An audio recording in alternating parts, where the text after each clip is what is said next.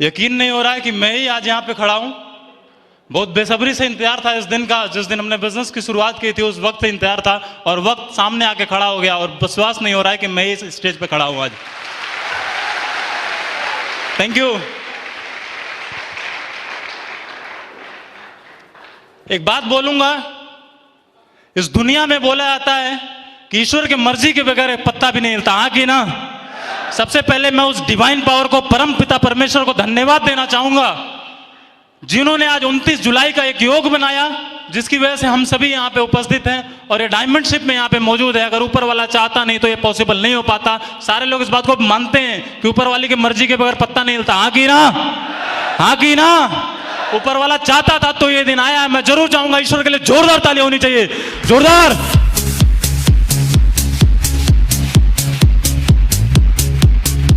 Thank you. धन्यवाद मेरे parents का, मम्मी पापा का, जिन्होंने बड़े प्यार से पाला है मुझे। इतना अच्छा बचपन उन्होंने दिया, कभी प्रॉब्लम होने नहीं दिया। हमारे घर में बहुत सारी समस्याएं हुआ करती थी। अगर मैं परिवार की बात करूं, फैमिली की बात करूं, मैं हूं, भाई मेरा बैठा हुआ है, पापा मम्मी हैं, 4 मेरी बहन है।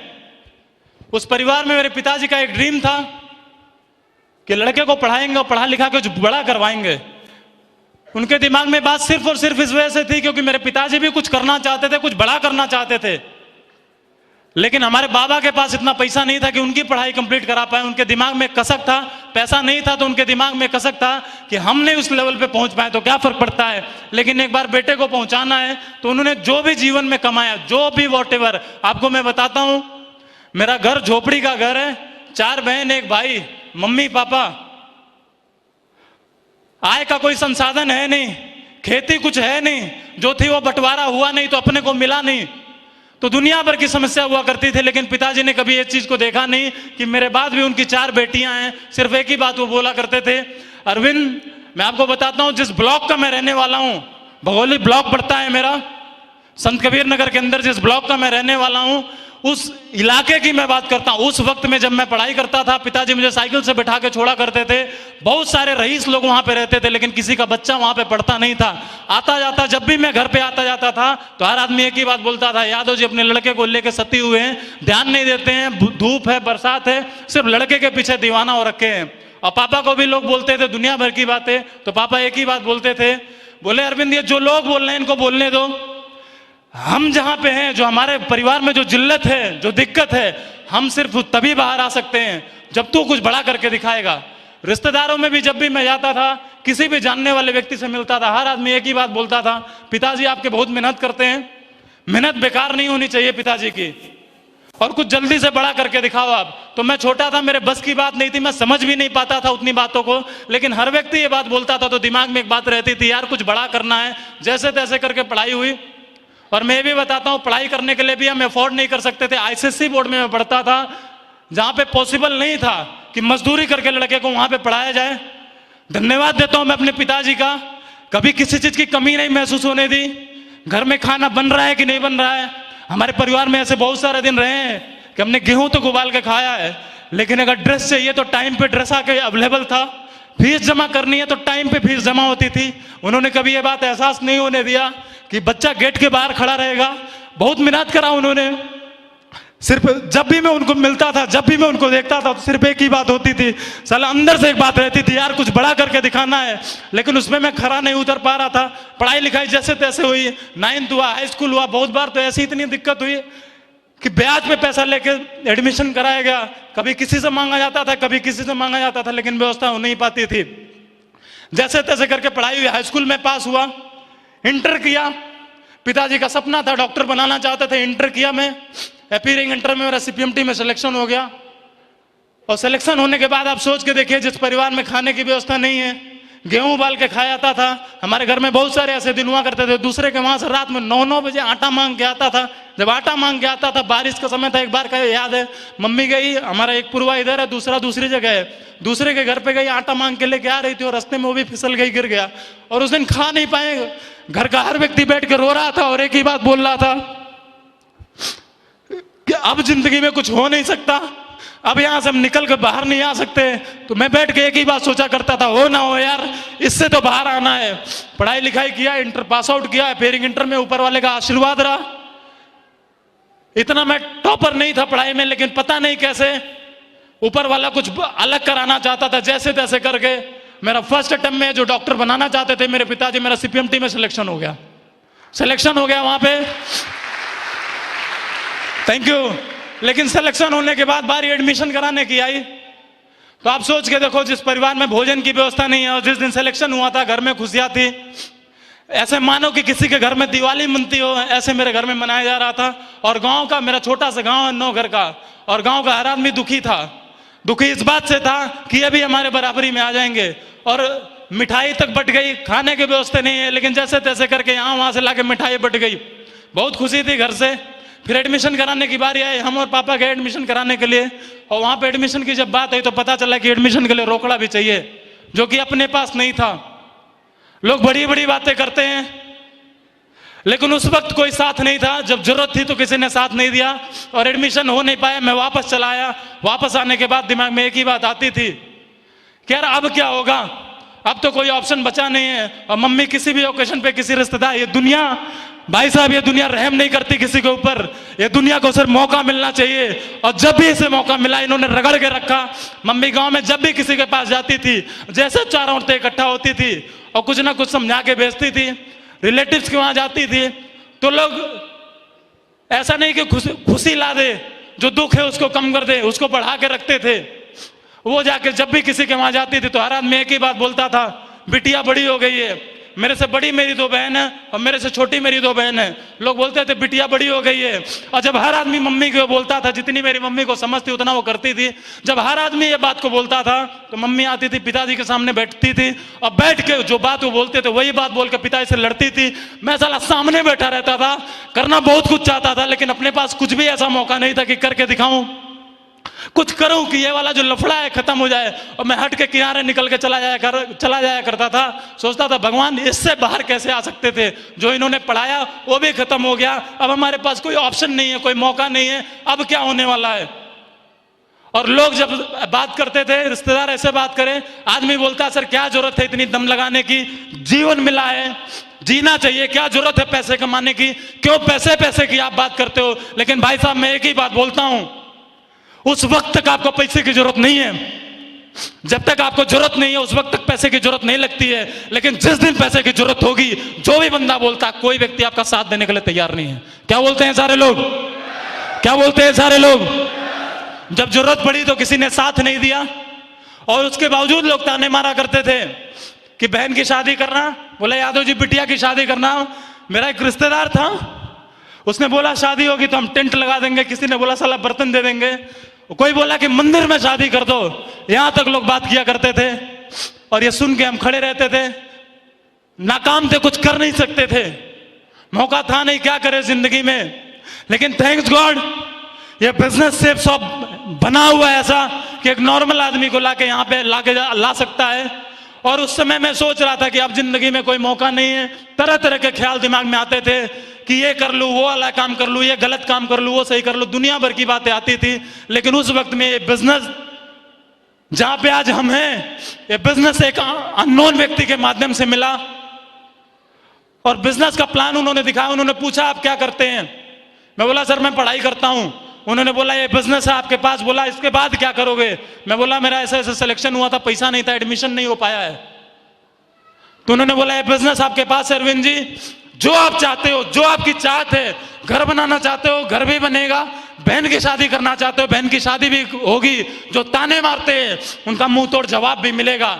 और उनकी आंखों में मैंने चमक देखा, वो सामने खड़े थे, तो मेरे अंदर से पता नहीं क्यों अननोन व्यक्ति को कोई भरोसा नहीं करता, मुझे भी नहीं हो रहा था। एक वक्त में ऐसा भी लगा कि जानता नहीं हो, पता नहीं कैसा होगा कि नहीं होगा। लेकिन उन्होंने प्लान देखा तो पता नहीं क्या ईश्वर का धन्यवाद कि बात मुझे समझ में आई, और मैंने बिजनेस की शुरुआत की। और बिजनेस की शुरुआत करने का भी स्थिति ये था मेरे भाई, जहां पे खाने की व्यवस्था नहीं है वहां पे पैसे चाहिए ज्वाइन करने के लिए, एक प्रोडक्ट खरीदना होता। हाँ की ना? हाँ की ना? मैंने ना पापा को बताया ना मम्मी को बताया। मेरी बड़ी बहन थी, उसके पास कुछ पैसे रखे रहते थे, जैसे तैसे करके मैं उसको समझा के जबरदस्ती करके जैसे भी करके पैसा लिया।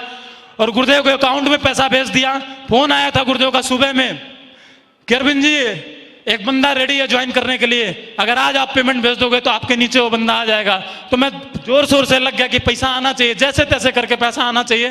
पैसा आया, मैं गुरुदेव के अकाउंट में भेजा और भेजने के बाद फिर मैं काम करने की शुरुआत किया। फिर उन्होंने मुझे बिजनेस के बारे में बताया, लखनऊ बुलाया और एक मीटिंग में मुझे बैठाया। और मीटिंग में आने के बाद जब ऐसे माहौल में देखा तो मुझे लगा मैं प्लान तो ऐसे ज्वाइन कर लिया था सामने फोल्डर पलट के, लेकिन जब मीटिंग के अंदर आया तो एक ही बात समझ में आई, हो ना हो अरविंद, अगर ऐसे संगत में रहेंगे, ऐसे लोगों के साथ में रहेंगे तो बड़ा कुछ नहीं हो पाया मुझे मालूम नहीं, लेकिन अगर ऐसे लोगों के साथ में रहेंगे तो इनकी जिंदगी में इतना बड़ा हुआ है तो अपनी जिंदगी में कुछ तो हो जाएगा। जो ताने मारते हैं वो ताने मारने वाली बात खत्म हो जाएगी। बोला इतना तो खत्म हो जाएगी। Thank you. और वहीं स्टेज पे एक बंदा आया और आकर टेस्टमनी दिया, बोला महीने का मैं 1 लाख कमाता हूं। बात मुझे कुछ नहीं समझ में आई, लेकिन वो बात मुझे परफेक्ट बैठी। मैं देखा उसको और अपने आप को, ठीक हूबहू मेरी तरह बंदा था। वो भी बताया मैं ज्यादा पढ़ा लिखा बंदा नहीं हूं, इंटर पास आउट हूं। मैं बोला मैं भी इंटर पास आउट हूं। अगर ये 1 लाख कमा सकते हैं, इनके अंदर ये दम है, तो मैं भी कमा सकता हूं। और मैंने डिसीजन लिया, बिजनेस को शुरुआत किया काम करने की। फिर मैं वापस गांव चला गया क्योंकि मेरा लखनऊ में कोई जानने वाला नहीं था। मैं वापस अपने गांव में चला गया इस बिजनेस के बारे में लोगों से बताने। और मुझे इसे उम्मीद थी कि मैं बताऊंगा, मेरे ढेर सारे दोस्त हैं वो तुरंत ज्वाइन कर लेंगे, मेरे रिलेटिव हैं वो लोग शुरुआत कर लेंगे। लेकिन हुआ कुछ उल्टा। मैं लोगों को बताता था, लोग ज्वाइन नहीं करते थे और उल्टा मुझे भी समझा के भेज देते थे। और लोग ये भी बोलना चालू कर दिए, पागल हो गया भाई लड़का, सिलेक्शन हुआ सीपीएमटी में, एडमिशन कराने के पैसे नहीं थे, पागल हो गया, करोड़पति बना रहा है, करोड़पति बनाने के चक्कर में पड़ा हुआ है। मैं बताता था ये बिजनेस प्लान है और ज्वाइन कर लो आप, और आप कमा सकते हो 1 साल में 40,95,000 रुपया। और जैसे 40,95,000 बोला, तुरंत फोल्डर उल्टा पलट दिया और बोला बेटा अभी तू घर जा, अभी ये सब ऐसा कुछ होता नहीं है, ऐसा कुछ चलता नहीं है। तो मेरे भी दिमाग में 1 सेकंड के लिए कंफ्यूजन आ गया। मैं बोला कि यार ऐसे ऐसे लोग बोल रहे हैं। मैंने गुरुदेव को फोन किया, बोला सर आप तो बोल रहे थे घर बनेगा, गाड़ी आएगी, ये होगा वो होगा, यहाँ तो ऐसा कुछ भी होने वाला नहीं है। उन्होंने बोला चलो मैं बिजी हूँ, मैं बात करता हूँ। फिर शाम को उनका कॉल आया, फिर उन्होंने फिर एक बात मुझे समझाई। जानना चाहते हैं क्यों मना कर रहे हैं? बोला अरविंद जी उन्हें जानकारी नहीं है। अगर उन्हें जानकारी होती, वो इसलिए मना कर रहे हैं क्योंकि वो इस बिजनेस के बारे में जानते नहीं है। अगर इस बिजनेस के बारे में जानते तो वो मना नहीं करते। लोग सलाह देते थे कि ऐसे नहीं करना है, वैसे नहीं करना है, तो फंस गया, ये नहीं हो पाएगा, वो नहीं हो पाएगा। तो गुरुदेव ने एक ही बात बोली सलाह माननी है अरविंद तो सलाह ऐसे व्यक्ति की मानो जो उस सेक्टर में सफल हो। उन्होंने एक एग्जाम्पल दिया, दुनिया का महान क्रिकेटर विराट कोहली जी हैं और एक बंदा बैठता है, रिक्शे चलाने वाला बंदा बैठता है और सामने बैठ के बोलता है टीवी में, बोलता 6 मारने वाली बॉल थी और साले ने मिस कर दी। हाँ की ना? तो गुरुदेव ने मुझे एक ही बात बोला भाई इसके खानदान में किसी ने बैट नहीं पकड़ा है और ये बता रहा है दुनिया के महान बल्लेबाज को कि क्रिकेट ऐसे नहीं ऐसे खेली जाती है। तो सर ने बताया कि ऐसे लोग बोलते हैं, उन्हें जानकारी नहीं है इसके बारे में, लेकिन लोग बोलते हैं। बोला वो जो बोलते हैं वो अलग की बात है। अरविंद जी आप देखो कि आप इस बिजनेस को कर क्यों रहे हो, जरूरत क्या है, नीड क्या है। उन्होंने हर वक्त मुझे यह बात का एहसास दिलाया कि तेरे बाद तेरे गरीब परिवार में मम्मी पापा हैं, 4 बहन हैं। और जब वो बात ये बोले, जितनी बार वो इस बात को बोले, और एक बार मैं पीछे पलट के देखा, फिर सेकंड थॉट नहीं आया, फिर दिल में आया यार करना चाहिए। फिर मैं बताने लगा, जितने भी मेरे जानने वाले लोग थे, करीब 100-150 लोगों को मैंने बिजनेस के बारे में अपने शहर में खलीलाबाद में बताया, लेकिन सिंगल कोई पर्सन ज्वाइन नहीं हुआ। फिर मैं गुरुदेव को फोन मिलाया, मैं बोला काम नहीं हो रहा है और मैं करना चाहता हूं, मैं डायमंड बनना चाहता हूं, क्योंकि मैंने वीडियो के अंदर देखा था कि इस तरह से होता है ये सारी चीजें, क्या आलीशान जिंदगी होती है। मैं बोला गुरुदेव मैं बनना चाहता हूं, आप बताइए कैसे बन सकते हैं। तो उन्होंने बोला अगर बेटा तू बनना चाहता है तुम लखनऊ आ जाओ। जैसे तैसे करके पिताजी से मैं बोला कि पापा मैं लखनऊ जा रहा हूं और जो बिजनेस मैंने शुरुआत की है मैं वहां पे काम करना चाहता हूं। तो पिताजी एक ही बात बोले अरविंद जिंदगी तुम्हारी है, ये 4 साल तेरे हैं, अगर चाह तू 4 साल में बन जाओ या चाहोगे तो 4 साल बिगड़ जाओ, ये 4 साल कभी जिंदगी से वापस आने वाले नहीं है। इंटर अपियरिंग में इंटर पास आउट किया था, बोले ये 4 साल का ही समय है, इसमें तुम बन जाओगे या बिगड़ जाओगे ये तेरे ऊपर डिपेंड करता है। मैं बोला आप आशीर्वाद दीजिए मैं बन जाऊंगा। उनके पास 300 रुपया था, 300 रुपया उन्होंने दिया और पैंट शर्ट पहन के, एक पैंट शर्ट पहन के और एक टी शर्ट लेके मैं लखनऊ में आया।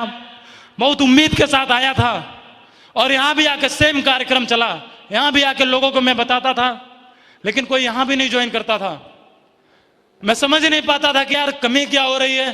कोई बच्चा बताए, कोई कुछ बोले कि काम चलता नहीं है, ऐसी कंपनियों में कोई बनता नहीं है, कोई सफल नहीं होता है, बाहर वाला ऐसे बोले। और जब मैं मीटिंग में आऊं, जब मैं फंक्शन में आऊं, तो देखो यहाँ पे लगातार लोग बन रहे हैं, इनके पास अचीवमेंट है। बाहर में जाता था तो मैं परेशान हो जाता था, लेकिन जब भी गुरुदेव से मिलता था तो फिर वही एनर्जी आ जाती थी। पता नहीं क्या था गुरुदेव के अंदर, जब भी मैं मिला तो हमेशा गर्म करके भेजा और एक ही बात बोला, घर पे लोग तुम्हारा इंतजार कर रहे हैं। और ये बात सुनने के बाद फिर मैं निकलता था। काम किया, मैं काम चला नहीं। 8 महीना, 7 महीना, 8 महीना, 9 महीना, 10 महीना निकल गया। 8 महीने बाद उस बिजनेस में मेरा चेक बना था, ज्वाइन किया था। 8 महीना लगा था मुझे 1000 रुपए इस बिजनेस में कमाने के लिए। Thank you. उसके बावजूद फिर क्या हुआ और चेक भी कैसे बना। एक गुरुदेव के रिलेटिव थे, उन्होंने एक लेग में ज्वाइन करा दिया उनको, और दूसरी लेग में लखनऊ से काम चलता था। लखनऊ वाले लोगों ने लेग लंबी कर दी, एक लेग बड़ी हो गई और एक लेग में गुरुदेव का एक रिश्तेदार, मेरा कोई जानने वाला है नहीं, गुरुदेव ने इधर भी ज्वाइन कराया, इधर भी ज्वाइन कराया, दोनों तरफ उन्होंने ज्वाइन कराया। और एक बंदे को मुझे इस साइड में दे दिया लखनऊ में काम करने के लिए। उनको लेके मैं काम करने की शुरुआत कर दिया। इधर मैं काम करता था, काम बहुत अच्छा चलता था, काम बढ़िया चल रहा था, लेकिन पैसा आ नहीं रहा था। और इधर टीम 150, पौने 200, 225 की टीम हो गई और एक लेग में एक बंदा ज्वाइन था। तो फिर जब भी मैं किसी से मिलता था, मैं गुरुदेव के पास फिर गया, मैं बोला सर काम नहीं चल रहा है। तो उन्होंने एक ही बात बोला, मैं बोला अब लग नहीं रहा है कि ये काम हो पाएगा, अब कुछ बड़ा हो पाएगा। तो उन्होंने एक ही बात बोला, अरविंद इतिहास रचने वाले के लिए ये सारी चीजें बहुत नॉर्मल सी बात है, कुछ बड़ा करना है, परिवार में लोग वेट कर रहे हैं, इंतजार कर रहे हैं, कुछ बड़ा करना है तो इधर भी करके दिखाओ। मैं तलाश कर रहा था, कोई मिले, कोई मिल नहीं रहा था। गुरुदेव एक ही बात बोलते थे, वो कोई एक बंदा होगा जो इंतजार कर रहा होगा। अरविंद हर व्यक्ति को 2 आदमी मिले हैं, किसी भी अपलाइन को उठा के देख लो, हर शख्स को 2 आदमी मिले हैं, तो तेरे लिए भी इस दुनिया के अंदर कोई 2 पैदा हुए होंगे। हाँ की ना, हाँ की ना। बोले तेरे लिए भी कोई 2 पैदा हुए होंगे इस दुनिया के अंदर, लेकिन जरूरत है उन तक जाने की। बोला सफलता ऐसे नहीं मिल जाती है, भगवान भी टेस्ट करना चाहता है। ये मान सम्मान, ये डायमंड शेप, ये पैसा, ये लाइफ स्टाइल, बोला नॉर्मल आदमी को नहीं मिलती है, जो उसकी कीमत पेड करता है उसको मिलती है। क्या बोलते हैं सारे लोग। गुरुदेव ने बोला अरविंद जी घड़ी है, तो घड़ी तब आपकी है जब आपने इसकी कीमत पे की। हाँ की ना, हाँ की ना। तो उन्होंने बोला जब इस सफलता का कीमत चुका दोगे आप, तो ये आपकी हो जाएगी। जैसे तैसे करके ऊपर वाला कुछ बड़ा कराना चाहता था। मैं भी इस बात को लेकर पेशेंस मार के बैठा था। ट्रेनिंग में एक ही बात बताया था कि पेशेंस करके रखना है, धैर्य रखना है, धैर्य रख के काम करने की जरूरत है। मैं भी धैर्य रख के काम कर रहा था, लेकिन धैर्य काम तब नहीं आता जब रोकड़ा नहीं आता। हाँ की ना, हाँ की ना। धैर्य टूट रहा था, उसी वक्त एक बंदे से मुलाकात हुई, अनजान बंदा, वो इधर से आया, मैं इधर से गया। एक चाय की दुकान पे मुलाकात हुई और मैंने उनको प्लान दिखाया। मैं बोला सर ये बिजनेस है, ज्वाइन कर लो आप। मैं परेशान आदमी था, लेकिन मैंने उनको बहुत दमदारी से प्लान दिखाया और बंदा ज्वाइन कर लिया। और ज्वाइन करने के बाद धीरे धीरे मेरा काम चला और उनको लेके मैं फैजाबाद में गया, फैजाबाद में काम करने की शुरुआत किया। एक ही बात मैं बोलूंगा, जिस दिन से वो भी बंदा मेरे जीवन में आया, रियली बता दूं बहुत ऐतिहासिक काम हुआ। मैं जरूर चाहूंगा जितेंद्र जी के लिए जोरदार ताली होनी चाहिए, जोरदार ताली होनी चाहिए। Thank you. वो ज्वाइन हुआ बंदा, फिर हम गए फैजाबाद में काम करने के लिए। ऐसा नहीं था कि फैजाबाद के लोग रेडी थे ज्वाइन करने के लिए, वहां भी समस्या आती थी, लेकिन मैं सर के साथ रहता था। सर एक ही बात बोलते थे जितेंद्र जी, बोले सर कोई बात नहीं, इतिहास बना के रखेंगे, दोनों भाई मिलकर इतिहास बनाएंगे। जैसे तैसे करके काम चला, धीरे धीरे काम चला और बढ़ा और बढ़ा। सिल्वर बना मैं, गोल्ड बना मैं, पर्ल बना मैं, टोपाज बना मैं, एमरल्ड बना मैं, रूबी बना मैं। और इस बिजनेस में जब मैं शुरुआत किया था, अपने एक दोस्त को मैंने प्लान दिखाया था, तो उसने एक बात बोली थी, जानना चाहेंगे, जानना चाहेंगे। उसने एक बात बोली थी और मुझे 100% यकीन था, अगर मैं इसको प्लान दिखाऊंगा तो सबसे पहले कोई ज्वाइन करे ना करे, ये ज्वाइन करे। वो बोला अरविंद जा, तुझे मैं लिख के दे सकता हूं ये बात कि दुनिया के अंदर कोई भी ऐसी कंपनी पहली बात होती नहीं है, होती भी है तो किसी का काम चलता नहीं है, अगर चलता भी है किसी का तो तू इतना शर्मिला है, तेरे साथ नहीं चलने वाला है और तू नहीं बन सकता डायमंड। आज मैं बोलता हूं भाई साहब, मैंने गुरुदेव को बताई ये बात कि उसने ऐसे बोला था। गुरुदेव ने बोला बोल के अरविंद जवाब नहीं देना है, काम करो, एक वक्त जब आएगा डिसीजन आप काम करोगे तो जवाब मिल जाएगा। और भाई साहब आज करारा जवाब है, आज मैं डायमंड बन गया, डायमंड बन के मैं खड़ा हूं। Thank you. बहुत सारी प्रॉब्लम्स आई, मीटिंग्स में जाना होता था, पैसे नहीं हुआ करते थे, लेकिन थैंक्स गॉड मेरे इतने ग्रेट अपलाइन है, आज मैं जो भी कुछ हूं, वॉट एवर जो भी मैं कुछ हूं, अपने सभी अपलाइनों की वजह से हूं। मैं कम ज्यादा करके किसी को नहीं बता सकता, ना कंपेयर कर सकता, लेकिन एक ही बात बोलता हूं, सबका एक रिजर्व रोल रहा मेरी जिंदगी में, मेरी इस डायमंडशिप में। जो जिससे बन पाया उन्होंने सहयोग किया, जिसकी वजह से मैं खड़ा हूं। तो मैं जरूर चाहूंगा श्री जेपी सर के लिए, श्री अनुज सर के लिए, श्री शिवानंद मिश्रा सर के लिए, श्री परशुराम जी के लिए और honourable chief guest respected Mahaguru Shri Madhav sir के लिए जोरदार ताली होनी चाहिए। जोरदार अल्लाह बोल के, जोरदार। Thank you. अगर ये नहीं होते तो शायद आज मैं नहीं यहां पे होता। जो भी कुछ हुई इन्हीं की वजह से हूं। अगर ये लोग नहीं होते तो हम यहां पे नहीं होते, आज भी वही जीवन जी रहे होते, आज भी घर में खाने पीने की दिक्कत होती, झोपड़ी का घर है, आज भी उसी समस्या में फंसे रहते। लेकिन थैंक्स गॉड ऐसे महान शख्सियत से हमारी मुलाकात हुई और मैं अपने मेंटर रॉयल ड्रीमर्स के फाउंडर लीडर रिस्पेक्टेड महागुरु जी श्री माधव सर का बहुत बड़ा फैन हूं। गुरुदेव को शायद याद हो ना याद हो, लेकिन एक बार का वक्त है, मैं गोरखपुर में एक प्रोग्राम में गया था और उस फंक्शन में जाने के बाद करीब मेरी 450 की टीम थी। उस वीक में हाईएस्ट सेल में भेजा था, फैजाबाद से 52 सेल भेजा था एक वीक के अंदर। तो वहां पे कुछ स्टार परफॉर्मर को बुलाया गया था, करीब 6-7 लोग थे, उसमें मैं भी गया था। और गुरुदेव ने एक पेपर दिया था और बोला था ये चैलेंज है, दिखाना चाहूंगा मैं आपको। उन्होंने एक पेपर दिया था और बोला ये अरविंद जी ये चैलेंज है आपके लिए। जितने लोग वहां पे थे करीब 7 लोगों को दिया गया था। बोला ये चैलेंज है आपकी डायमंडशिप के लिए। ये 500 की नोट दिया था गुरुदेव ने, बोला मैं उस दिन वापस लूंगा जिस दिन तू डायमंड बन जाएगा। तो महागुरु जी मैं बोलता हूं आज मैं आपको वापस करता हूं और आज मैं डायमंड बन गया, मैं डायमंड बन गया मैं।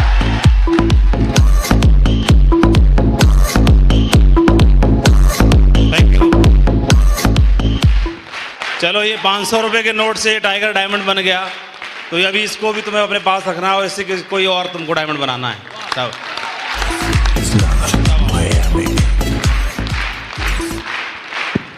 Thank you. महागुरु जी के लिए जोरदार ताली होनी चाहिए, जोरदार।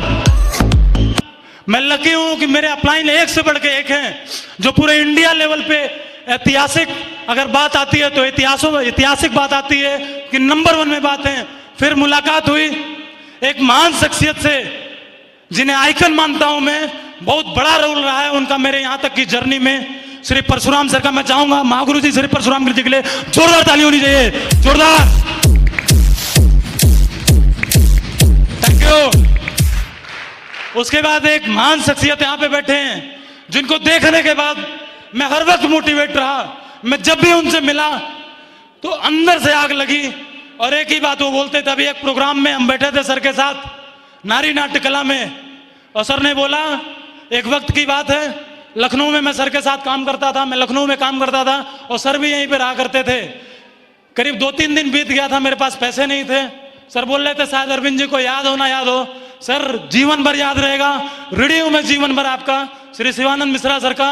इन्होंने हजरतगंज चौराहे पे बुला के मुझे 100 रुपया दिया। 2 दिन से मैं खाना नहीं खाया था और गुरुदेव ने 100 रुपया दिया तो मैं खाना खाया था। याद है गुरुदेव। मैं चाहूंगा श्री शिवानंद मिश्रा सर के लिए जोरदार ताली होनी चाहिए, बहुत जोरदार ताली होनी चाहिए। टाइगर हैं और टाइगर को कभी कोई प्रॉब्लम नहीं आती है, टाइगर इतिहास रच के दिखाता है। बहुत सुलझे हुए व्यक्ति हैं, जब भी मैं मिला हमेशा मोटिवेट करके भेजा। सर का बहुत बड़ा रोल है मुझे यहां तक पहुंचाने में। मैं जरूर चाहूंगा श्री अनुज सर के लिए जोरदार ताली होनी चाहिए, जोरदार।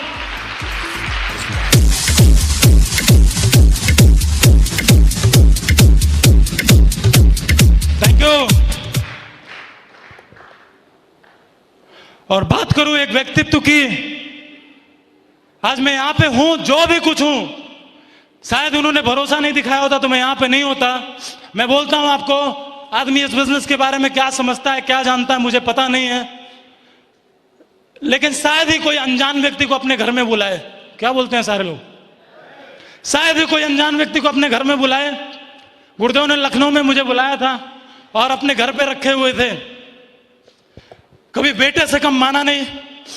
मैडम भी बैठी हुई है, मां की तरह प्यार मिला। और मैं घर पे रहा करता था, मैं काम करता था, काम चलता नहीं था। 3-4 महीना मैं गुरुदेव के घर पे रहा। उसके बाद प्रॉब्लम होती थी क्योंकि रात में हम देर से आया करते थे, वापस हम देर से आते थे। गुरुदेव का जब छुट्टी होती थी, ऑफिस से फ्री होते थे, उस टाइम हम दोनों लोग साथ में निकलते थे, बिजनेस के बारे में बताते थे। क्योंकि मैं काम करता था, लोग टहला दिया करते थे, गुरुदेव साथ में रहते थे, रिजल्ट थोड़ा ज्यादा आया करता था, तो मैं वेट करता था। जब वो आते थे तो मैं उनके साथ निकलता था, बाकी दिन में मैं सिंगल काम करता था। तो जब तक मैं घर पे था तब तक कोई प्रॉब्लम नहीं हुई, ना कभी खाने की दिक्कत हुई, ना कभी पीने की दिक्कत हुई, ना पहनने की दिक्कत हुई। जो था वो व्यवस्था करके रखते थे।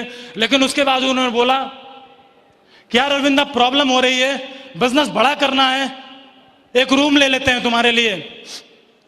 लखनऊ में एक रूम ले लिया गया, और रूम भी दूसरे का रूम था, सारा सामान उसका था, मेरा सिर्फ मेरी शरीर थी और मेरा एक पैंट शर्ट था, मेरी एक टी शर्ट थी, बस इतना मेरे पास था।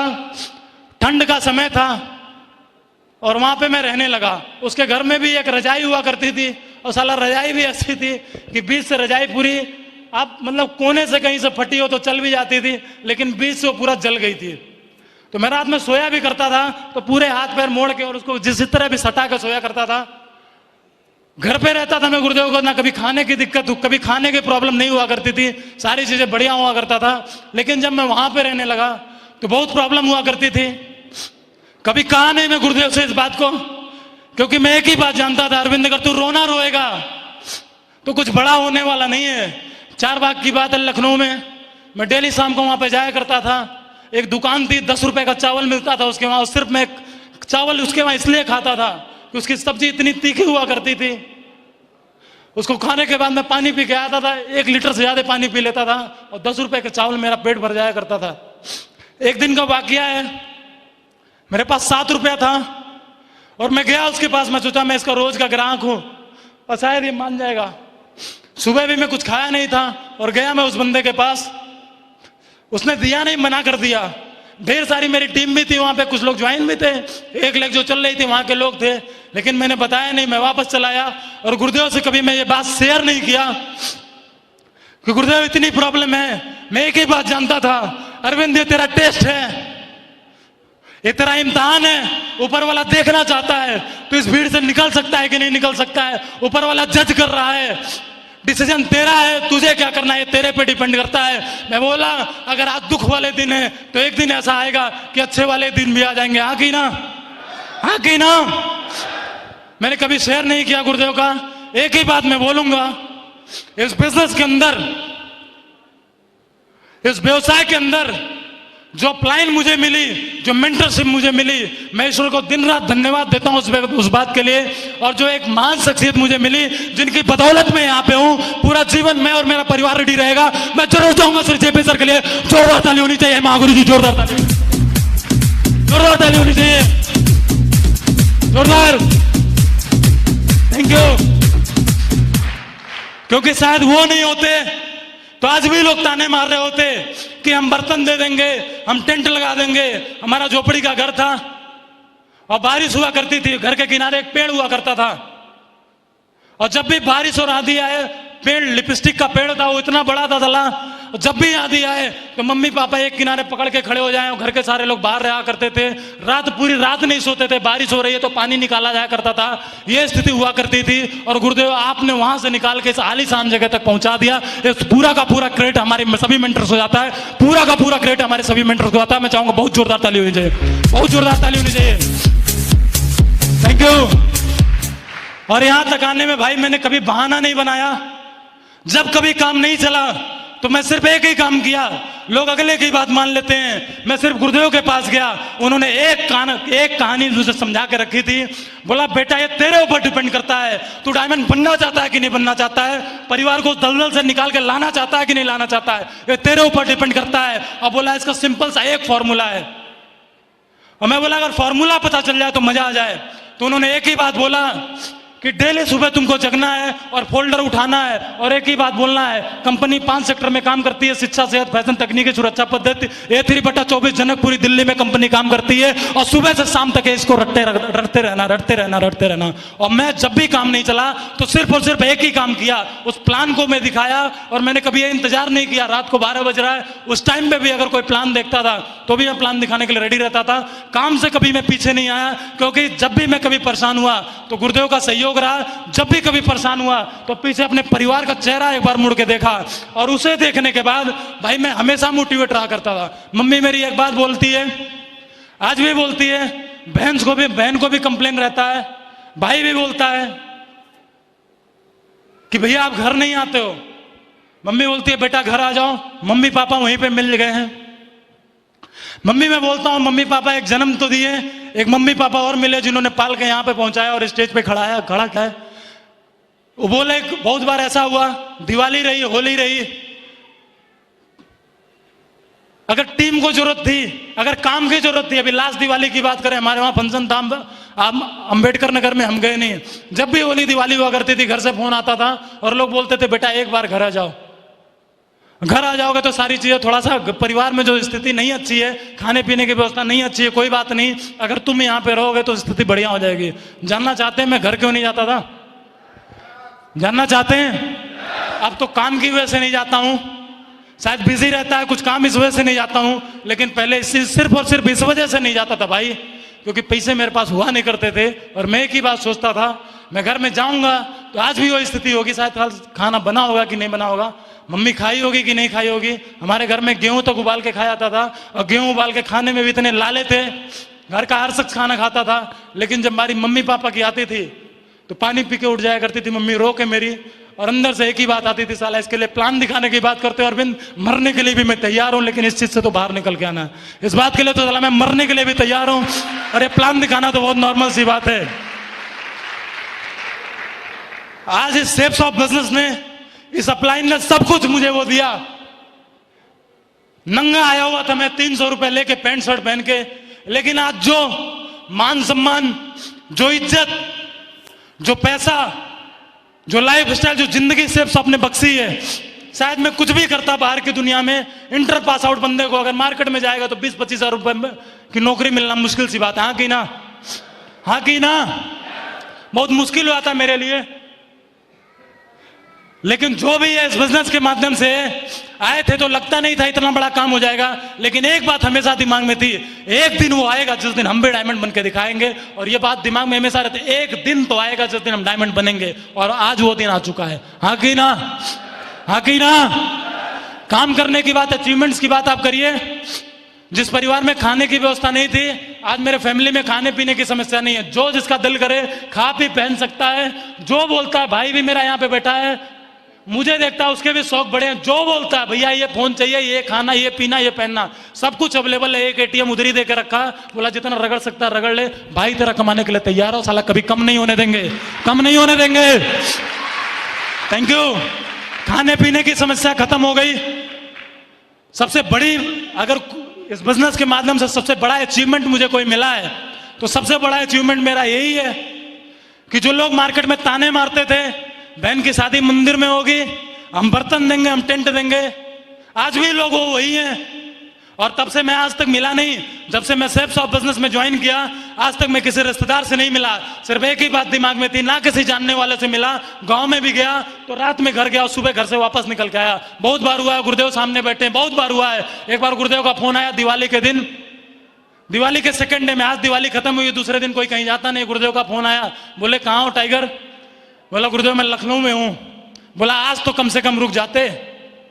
मैं बोला रुक तो जाता, लेकिन ये लोग हैं, घर में रुकूंगा भी तो रुकने नहीं देंगे, क्योंकि वो अपनी आदत से बाज नहीं आते थे, वो जब भी मिलते थे तो ताने मारा करते थे। बोला कोई बात नहीं गुरुदेव, एक वक्त ऐसा आएगा कि इतिहास बना के दिखाएंगे। हाँ कि ना? हाँ कि ना? और सबसे बड़ा कोई अचीवमेंट इस बिजनेस के माध्यम से मैं लिया हूं, तो मैं इस बिजनेस में काम करके, जो मार्केट में तरह तरह की बकवासबाजी करता है ना, बहन हमारी है, साला चिंता दूसरे क्यों है, बेटी हमारे पिताजी की है, हमें चिंता है भाई, अगले को चिंता होगी कि हमें होगी, हमें चिंता है इस बात की कि हमारी बहन बड़ी है, पिताजी को चिंता है कि बेटी है हमारी। अब बड़ी हो गई है, शादी करना चाहिए। लेकिन हमसे ज्यादा फिक्र वो मार्केट में लोग करते थे, क्योंकि सिर्फ उनके बतौलेबाजी करनी थी। साला उनका मुंह बंद करके रखा। इस बिजनेस से अगर सबसे बड़ा कुछ कमाया तो एक बहन की शादी कर दिया यहाँ पे, और धूमधाम से किया हूं, धूमधाम से। Thank you. और आज भी लोग बोलते हैं एक की करके शांत हो गया, दूसरी बहन है कर नहीं रहा है। आज मैं एक ही बात बोलता हूं, आज अपने पास पैसा है, जब दिल करेगा जो बहन चाहेगी, जिस तरह से करना चाहेगी उस तरह से शादी कर सकता हूं। आ गई ना, उस तरह से कर सकता हूं। और मैं बोलता हूं आपको भाई, देखी जा रही है शादी, आप भी लोग यहीं पे हैं, और वो जो बोलते थे वो भी लोग वहीं पे हैं। इसी साल नवंबर में शादी करूंगा, और इतनी धूमधाम से करूंगा कि शायद उस जवार का कोई व्यक्ति शादी किया उस तरह से। इतना धूमधाम से करूंगा मैं। ये ड्रीम है मेरा, ये ड्रीम है मेरा। मैं काम करता था तो हर वक्त यही बात सोचता, जब भी कोई ना बोलता था तो मैं एक ही बात याद करता था, उस व्यक्ति का चेहरा, यार वो क्या बात कर रहे होंगे, क्योंकि मैं घर पे प्रेजेंस नहीं हूं। वो तरह तरह की बात करते थे, उल्टा पुल्टा, ये कर रहा होगा, वो कर रहा होगा, दुनिया भर की बातें। खैर वो उनकी सोच है, उनकी बातें, उससे मुझे कोई फर्क नहीं पड़ता है। सिर्फ और सिर्फ एक ही बात ही है कि हमें बड़ा करके दिखाना है। आगे यहाँ बहन की शादी कर दिया, खाने पीने की समस्या नहीं है, जो चाहते हैं सारी चीजें हो जाती है। फिर दिमाग में एक बात आई, पैदल आया था इसे लखनऊ में, मैं पैदल चल के मैं बिजनेस किया, पैदल घूम के पूरा लखनऊ शहर, भाई साहब पूरा लखनऊ शहर। रेयर केस में शायद कोई ऐसी गली बची हो जहां पे मैं पैदल नहीं गया हूं, तो पूरे लखनऊ को पैदल नाप दिया हूं। पूरे लखनऊ की बात कर रहा हूं, पैदल नाप दिया हूं पूरे लखनऊ को। Thank you. फिर काम किया, थोड़ा सा पैसा आया। मेरा ड्रीम था, जब मैं पढ़ता था तो मेरा एक दोस्त अमीर घर का लड़का था, वो बाइक से आता था, पल्सर बाइक से आता था, ब्लैक कलर की। और तब से मेरे दिमाग में बात थी, जीवन में कभी भी पैसा कमाऊंगा तो एक बार मोटरसाइकिल खरीदूंगा और ब्लैक कलर की पल्सर खरीदूंगा। पैसा आया, इस बिजनेस में काम किया मैंने। सबसे पहले अगर कुछ मैं खरीदा तो एक पल्सर बाइक खरीदा अपनी। इस बिजनेस में काम करके एक बाइक खरीदा मैं। Thank you. फिर काम थोड़ा और बढ़ा, काम और चला। फिर एक ही बात दिमाग में आई कि यार अब गाड़ी होनी चाहिए, कार होना चाहिए, क्योंकि जो भी लीडर्स काम कर रहे थे सबके पास कार थी। और एक ही बात हम बोलते थे, ट्रेनिंग में भी एक ही बात बोलते थे, आप इस बिजनेस में काम करेंगे तो कार आएगी। हाँ की ना, हाँ की ना। तो भाई साहब, जो लड़का पैदल लखनऊ में घुमा करता था, आज के समय में 11,67,000 की कार मेंटेन करता है, रेड कलर की, साला बाहर खड़ी है, कांटे वाली कार, धमाकेदार। 11,67,000 की गाड़ी से चलता हूं मैं। और गाड़ी भी लाके ना, मैंने बहुत सारे लोगों को ऐसा देखा लखनऊ में, 5-5 साल से गाड़ी है और गाड़ी चली है 6,000 किलोमीटर। बाहर गाड़ी खड़ी है, मीटर देख के आओ आप। 10 मई को खरीदा था मैं, 2017 में 10 मई को आया था, 45,000 किलोमीटर रगड़ दिया गाड़ी को। 45,000 किलोमीटर चला दिया। गाड़ी रखने के लिए नहीं लाया, चला के दिखाया। ये नहीं था कि सेफ साहब से एक बार पैसा आ गया और एक बार पैसा आने के बाद हमने गाड़ी खरीद ली और खरीद को उसको शोरूम में लगा दिया। गुरुदेव ने एक ही बात बोला टाइगर ये सिर्फ सीखने के लिए आई है और रगड़ के इसको चलाना है। धुआंधार तरीके से चलाते हैं। मार्केट में आदमी बड़ी बड़ी बात करता है, मेरे पे घर है, मेरे पे गाड़ी है, फलाना है, धमाका है, लेकिन है और संडे निकलती है। हाँ की ना, हाँ की ना। कुछ लोग भाई साहब ऐसी गाड़ियां हैं सिर्फ संडे को निकलती हैं, बच्चों को बिठा के आइसक्रीम 10-90 पे और 10-90 से वापस, और कहीं चलती नहीं है। और 5 साल में भी मीटर देखोगे तो साला 4,000 है, 4,000 है मीटर उनका, और इधर 45,000 है सेफ साहब का टाइगर का। सही है।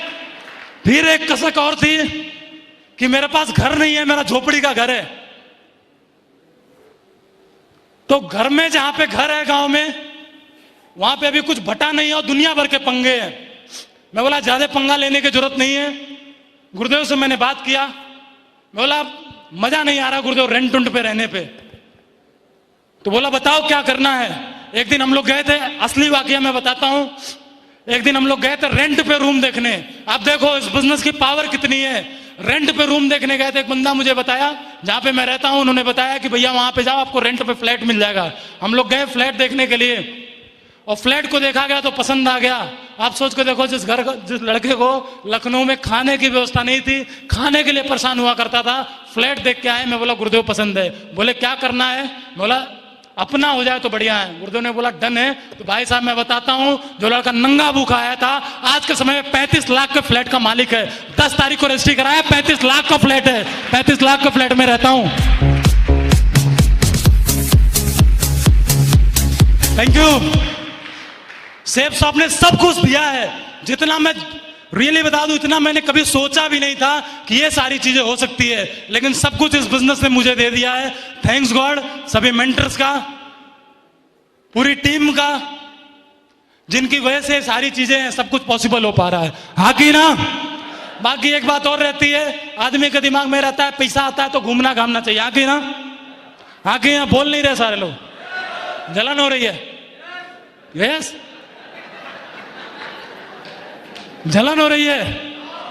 बोला घूमने घामने की बात है तो महागुरु जी लोग इतने विजनरी हैं कि हम सोच भी नहीं सकते। घूमने घुमाने की बात आप करो, पूरे भारत में हमारे पास ये व्यवस्था नहीं थी कि 400-500 के रूम में रह सके, रजाई फटी है तो रजाई खरीद सके ओढ़ने के लिए, और गुरुदेव लोगों ने 5 स्टार होटल में दुनिया भर के घुमा के रख दिया। और एक ड्रीम था मेरा बचपन में, जब मैं हवाई जहाज को देखता था तो मेरा एक ड्रीम था, एक बार जिंदगी में कभी भी पैसे कमाऊंगा, स्थिति कुछ भी रहेगी, कुछ भी स्थिति रहेगी, जिंदगी में कभी भी पैसे कमाऊंगा तो हवाई जहाज में बैठना है।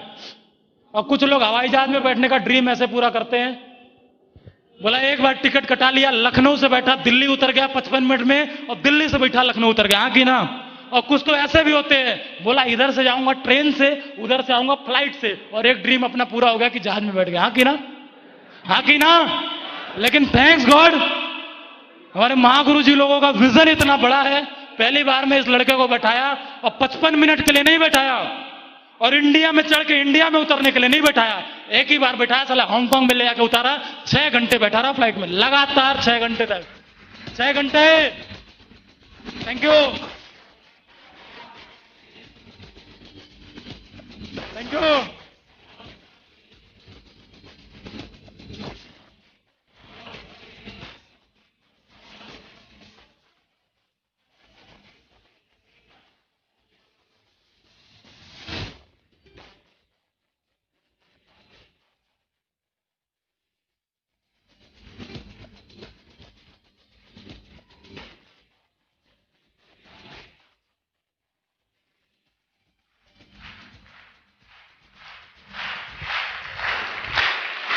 Thank you.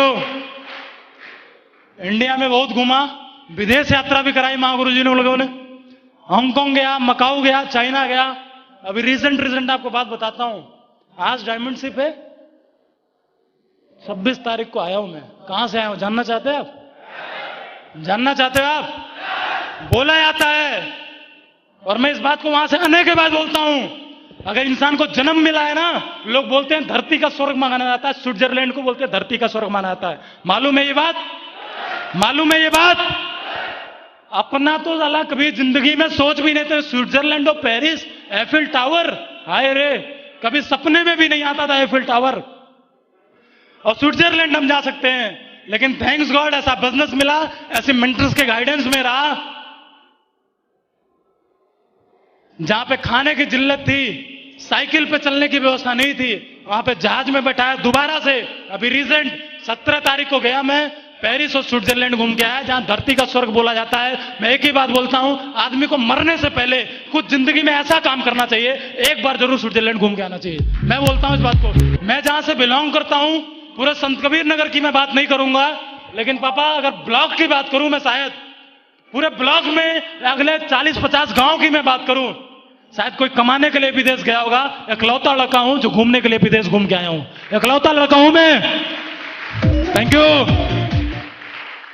अब पिताजी एक ही बात करते थे, अरविंद ईमानदारी से रहना है बेटा, और कुछ बड़ा करके दिखाना है, तभी हम इस जिल्लत से बाहर निकल के आ पाएंगे। आज मैं पापा को बोलता हूं, पापा बड़ा करके लड़के ने दिखा दिया, आपका आशीर्वाद है साला, बहुत ऐतिहासिक करके दिखाएंगे, जो बचा हुआ है वो भी ऐतिहासिक करके दिखाएंगे। Thank you. यहां तक आने में मेरी टीम का बहुत सहयोग है, टीम के लीडर्स का, क्योंकि 95% लोग मेरे नेटवर्क में ऐसे हैं जो एज में मेरे से बड़े हैं, लेकिन इतना शानदार सिस्टम है, इतना रिस्पेक्ट करते हैं लोग, जो भी बात बोल दिया जाए, कभी बात के लिए मना नहीं करते हैं, काम के लिए बोल दिया जाए, कोई टास्क अगर लगा दिया जाए उसको पूरा करके देते हैं, कभी भी बहानेबाजी नहीं करते, कभी भी ये मुझे एहसास नहीं होने दिया कि मैं छोटा हूं, हमेशा उन्होंने सहयोग किया है। तो मैं जरूर चाहूंगा आप सभी लोग के लिए बहुत जोरदार ताली होनी चाहिए, बहुत जोरदार ताली होनी चाहिए।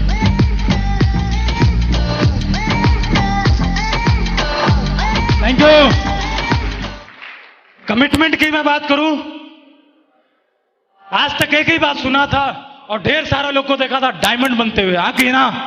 आज खुद रियली बता दूं, खाना दूसरा कोई खाए तो मजा आता नहीं है, पेट में अपने जाएगा तो ही मजा आएगा। क्या बोलते हो सारे लोग? क्या बोलते हैं सारे लोग? तो एक ही बात समझ में आया, खुद बनने के बाद एक ही बात समझ में आया है, आज एक अरविंद निकल के आया है यहाँ पे, एक वो बच्चा निकल के आया है, एक परिवार में आज खुशियां हैं, पीछे ढेर सारे लोग लाइन में लगे हुए हैं। लेकिन एक बात, यहाँ पे खड़ा होने के बाद एक ही बात का कमिटमेंट है, गुरुदेव ईश्वर ने सांसें बख्शी रही इस जीवन में, इस दुनिया में मैं हूं, सांस ईश्वर ने बख्शी है, तो 1000 डायमंड बनाने से पहले इस दुनिया को छोड़ के जाने वाला नहीं हूं। 1000 पूरे होंगे तो भी यहां से जाएंगे, उसके पहले जाने वाला नहीं हूं। प्रेजेंट की कमिटमेंट की बात करें, गुरुदेव बात कर रहे थे 2 अक्टूबर को, फिर मैं वही बात रिपीट करता हूं, आगरा में भी मैंने बोला था 2 अक्टूबर को मैं उधर 6 डायमंड के साथ मिलूंगा। 2 अक्टूबर तक मेरी टीम से 6 डायमंड कंप्लीट हो रहे हैं, 6 और नए डायमंड बन रहे हैं, 6 नए डायमंड बन रहे हैं। बाकी गुरुदेव आप लोग का आशीर्वाद है, जिस तरह से है और मुझे मालूम है हमेशा बना रहेगा। आपको भरोसा दिलाता हूं मैं एक बात का, अभी तो शुरुआत हुई है, सीखा है हमने, खड़े होने का रास्ता पता चला हुआ, यहां तक आने का रास्ता पता चला है। आपको भरोसा दिलाता हूं मैं, जिस तरीके से जो सोचा है आपने, जिस तरह से आपने परवरिश किया है, मैं आपको एक ही बात बोलता हूं गुरुदेव, इस दुनिया के अंदर पूरे वर्ल्ड में नाम करके दिखाएंगे, आपका नाम रोशन करके दिखाएंगे।